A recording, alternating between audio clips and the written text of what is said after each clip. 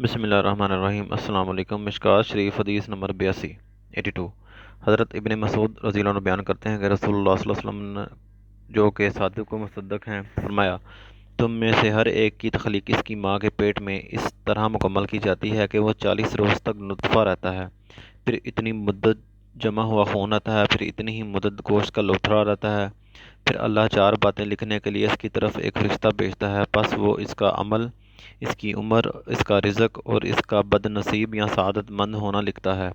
پھر اس میں روح پھونک دی جاتی ہے، بس اس ذات کی قسم جس کے سوا کوئی معبود برحق نہیں، بے شک تم میں سے کوئی شخص اہل جنت کے سے عمل کرتا رہتا ہے حتیٰ کہ اس کے اور جنت کے مابین صرف ایک ہاتھ کا فاصلہ رہ جاتا ہے، تو وہ نوشتہ تقدیر اس پر غالب آ جاتا ہے، تو وہ جہنمیوں کا سا کوئی عمل کر بیٹھتا ہے، تو اس طرح اس میں داخل ہو جاتا ہے۔ استغفر اللہ۔ اور اس طرح تم میں سے کوئی جہنمیوں کے سے عمل کرتا رہتا ہے حتیٰ کہ اس کے اور جہنم کے درمیان صرف ایک ہاتھ کا فاصلہ رہ جاتا ہے، تو وہ نوشتہ تقدیر اس پر غالب آ جاتا ہے اور وہ اہل جنت کا سا عمل کر لیتا ہے، تو اس میں داخل ہو جاتا ہے۔ متفق علیہ۔ جزاکم اللہ خیر۔